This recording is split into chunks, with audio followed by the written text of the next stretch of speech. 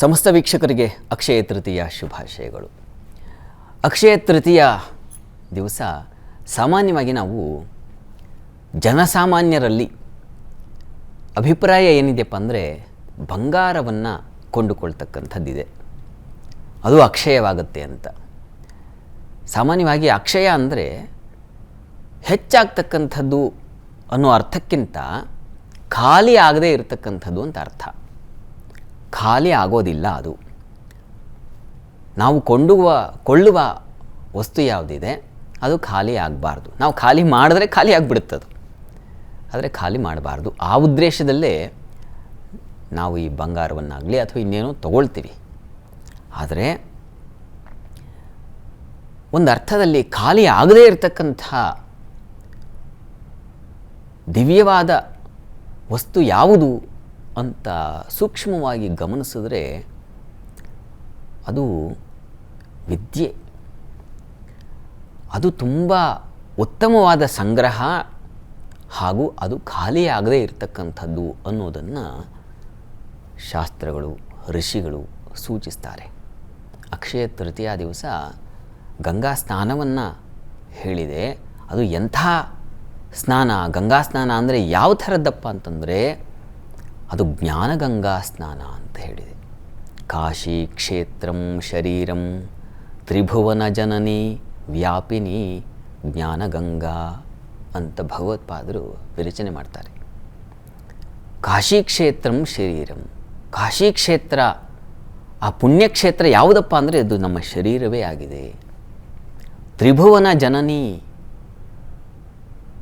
ಮೂರು ಲೋಕಗಳಲ್ಲೂ ಹುಟ್ಟಿ ಪಾವನಿ ಆಗಿ ಹರಿತಕ್ಕಂಥ ಗಂಗೆ ಯಾವುದಪ್ಪ ಅಂದರೆ ಜ್ಞಾನ ಗಂಗಾ. ನಮ್ಮ ಶರೀರ ಅಂತಕ್ಕಂಥದ್ದು ಕಾಶಿ ಕ್ಷೇತ್ರ ಅಂತ ಅನ್ನಿಸ್ಕೊಂಡ್ರೆ ನಮ್ಮಲ್ಲಿ ಯಾವುದು ಅಧ್ಯಯನದಿಂದ, ಅಧ್ಯಾಪನದಿಂದ ಮತ್ತಷ್ಟು ನಮಗೆ ದಕ್ಕತ್ತೋ ಅದು ಜ್ಞಾನಗಂಗಾ. ಈ ಶರೀರ ಅನ್ನೋ ಕ್ಷೇತ್ರದಲ್ಲಿ ಜ್ಞಾನಗಂಗೆ ಅಂತಕ್ಕಂಥದ್ದು ಹರಿಯಬೇಕು. ನೋಡಿ, ಈ ದಿವಸ ಅಕ್ಷಯ ಅಂದರೆ ಯಾವುದಕ್ಕೆ ಅಂತ್ಯವಿಲ್ಲವೋ ಅದು ಯಾವುದಪ್ಪ ಅಂದರೆ ಜ್ಞಾನ. ನೀವು ಎಷ್ಟಾದರೂ ಅಧ್ಯಯನ ಮಾಡಿ ಆ ಪಾತ್ರೆ ತುಂಬೋದಿಲ್ಲ. ನೀವೆಷ್ಟಾದರೂ ವಾಪಸ್ ಕೊಡಿ, ಯಾರಿಗಾದರೂ ವಿದ್ಯಾದಾನ ಮಾಡಿ, ಪಾಠ ಹೇಳ್ಕೊಡಿ, ನಿಮ್ಮಲ್ಲಿರ್ತಕ್ಕಂಥ ವಿದ್ಯೆ ಖಾಲಿ ಆಗೋದಿಲ್ಲ. ನೋಡಿ, ಇದು ನಿಜವಾದ ಅಕ್ಷಯ ಯಾವುದಪ್ಪ ಅಂತಂದರೆ ಇದು ವಿದ್ಯೆ. ಹೀಗಾಗಿ ಈ ಒಂದು ಅಕ್ಷಯ ತೃತೀಯ ದಿವಸ ಸದ್ಬೋಧನೆಯನ್ನು ಮಾಡಬೇಕು, ಸಚ್ಚಿಂತನೆಯನ್ನು ಮಾಡಬೇಕು. ಒಳ್ಳೆಯ ಪುಸ್ತಕವನ್ನು ಓದುವವರಿಗೆ ದಾನ ಮಾಡಿದ್ರೆ ತುಂಬ ಒಳ್ಳೆಯದು. ಒಳ್ಳೆಯ ವಿಚಾರವನ್ನು ವಿನಿಮಯ ಮಾಡಿದ್ರೆ ತುಂಬ ಒಳ್ಳೆಯದು. ಅಥವಾ ಒಳ್ಳೆಯ ವಿಚಾರವನ್ನು ಕೇಳಿದ್ರೆ ತುಂಬ ಒಳ್ಳೆಯದು. ಅದು ಎಲ್ಲವೂ ಅಕ್ಷಯವಾಗ್ತಕ್ಕಂಥದ್ದು.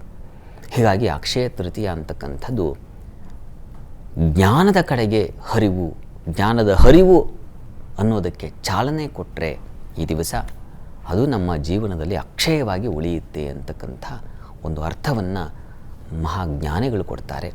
ಈ ಒಂದು ದಾರಿಯಲ್ಲಿ ಸಾಕ್ತಕ್ಕಂಥದ್ದು ಕೂಡ ಈ ಅಕ್ಷಯ ತೃತೀಯಾಗಿ ಅರ್ಥಪೂರ್ಣ ಅಂತ ಅನಿಸುತ್ತೆ.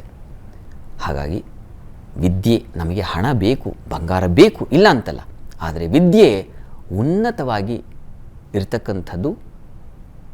ಅದರಿಂದ ಸಮಾಜ ಅತ್ಯಂತ ಸುವ್ಯವಸ್ಥೆಯಲ್ಲಿ ಬೆಳೆಯಲಿಕ್ಕೆ, ಅಕ್ಷಯವಾಗಿ ಬೆಳೆಯಲಿಕ್ಕೆ ಸಾಧ್ಯವಾಗುತ್ತೆ ಅನ್ನೋದು ಋಷಿಗಳ ಮಾರ್ಗದರ್ಶಿ ಮಾತು.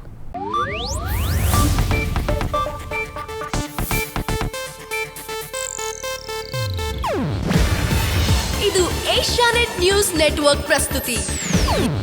ನೀವು ನೋಡ್ತಿದ್ದೀರಾ ಏಷ್ಯಾನೆಟ್ ಸುವರ್ಣ ನ್ಯೂಸ್.